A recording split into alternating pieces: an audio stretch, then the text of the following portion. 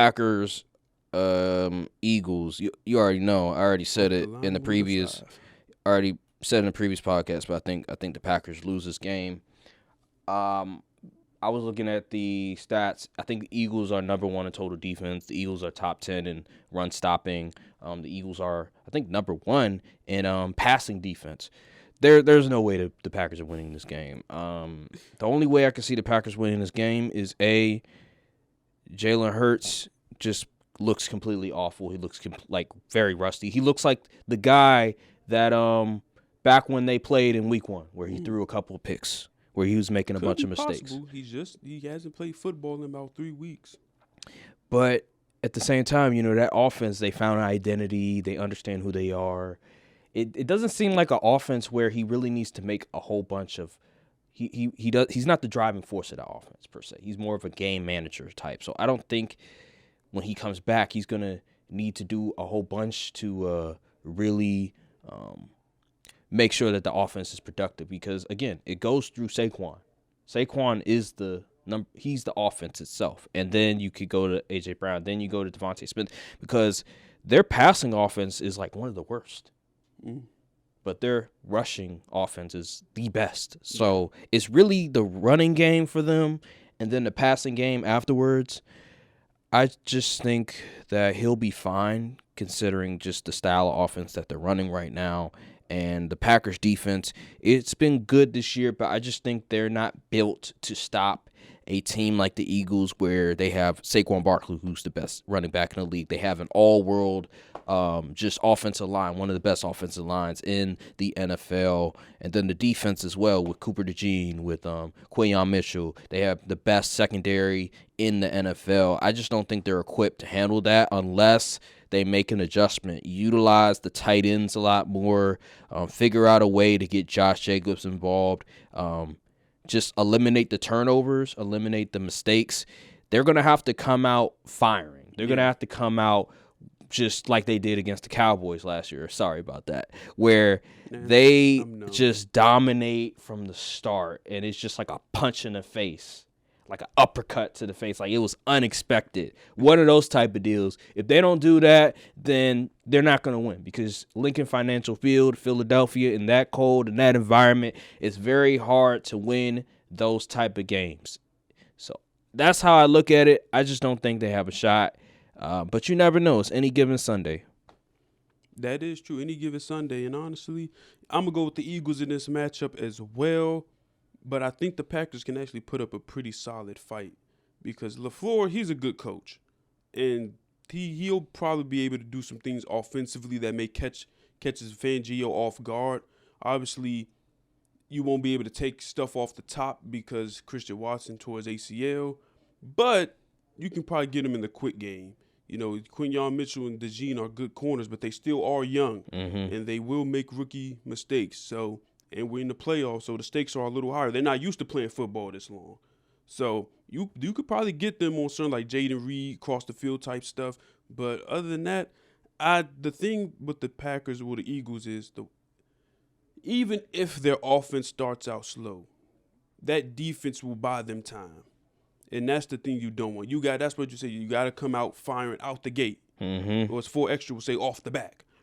Because if you don't, then the defense, that you give the Eagles offense enough time to figure out what's going on and how to score. You're going to be down 14 right out the half.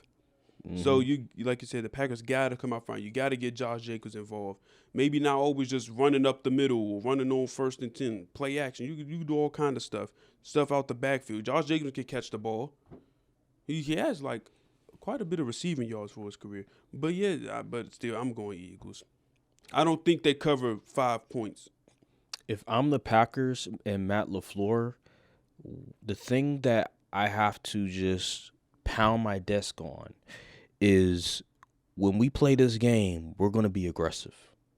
We're not going to be conservative at all. We're not going to be like, you know what, we're going to punt. It's 4th and 2. We're going to go for it. You need to be aggressive against this team, against this defense, against an offense with Saquon Barkley. You cannot allow the Eagles offense to score before you. You have to be the team that dictates the game. And I think if the Packers score early, you have to remember a deficit like that. The Eagles are 29th in passing offense. You want the game to be dictated by Jalen Hurts, not Saquon Barkley in that running game. If you can have a lead against them, a touchdown, 2-touchdown lead against them, it will really put a lot of just emphasis, really put a lot on the shoulders of Jalen Hurts in that passing offense. And we've seen with A.J. Brown, him complaining, just some of the things, some of just the mishaps that have been going on with the quarterback and the star receiver. I believe in order to win, you have to make that happen. If not, you have no shot unless Jalen Hurts just completely just plays awful out there. He throws 2 picks. He fumbles the ball. That's the only way you're going to win. Those 2 scenarios are the only way you're going to win. So, yeah, we'll see. Honestly, I can tell you this. We'll know how the game is going to turn out the first 2 drives. The first 2 drives will tell us all how the game is going to turn out. If the Packers don't score and the Eagles do score, you could pretty much turn the game off. That's pretty much it. You know, I have an interesting stat here. Yeah. And I was thinking about, I was like, what if the Packers just like, you know, I know you said the Eagles have like the 29th passing offense. I'm like, what if the Packers just like blitz on passing downs? And I have an interesting stat. Yeah. It says Jalen Hurts has been 0 blitzed more than any QB. Oh, wait, that was last year. Oops.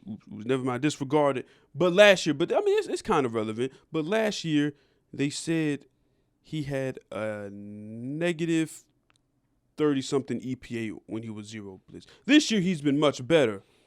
But this is something that you can employ, especially since he's been a little rusty. Mm-hmm. You know, maybe take him a little time to see the field. But it's definitely you got to do something. You got to do something to put Jalen Hurts on the rest, because you do not want him sitting back in the pocket, not finding anything, and he'll just run for a first down. Mm-hmm. That's the last thing you want.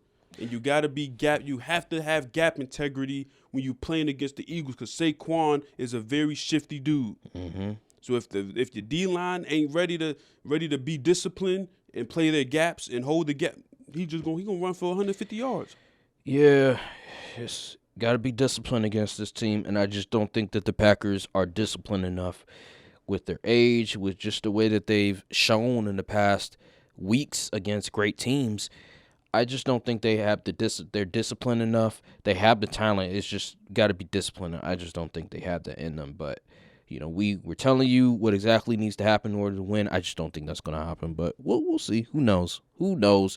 With everything we've heard about Nick Sirianni, with everything we heard about just the team, yeah, they're winning games, but it just doesn't seem like the type of team that's going to win a Super Bowl. Like, you never know. You never know in these situations. It's happened in the past. Now, the one thing I can say that may bite the Eagles in the butt is coaching, like you said. Because Kellen Moore and also Nick Sirianni, situationally, at times, it's like, what were you thinking there?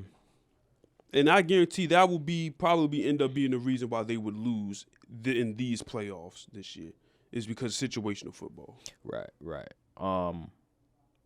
Yeah, man, you're right. You're right about that. Because we've seen it in the past where I remember people keep bringing this up, especially Packers fans, but 2011, I think it was, when they won the Super Bowl, that playoffs. Remember, the first round, they faced the Eagles, and they won. Now, that was with Andy Reid, but you just never know. Wasn't that the Eagles team people swore was, like, super stacked? I think it was the next season. Oh, that was the next season when they were like, oh, a super team. Yeah.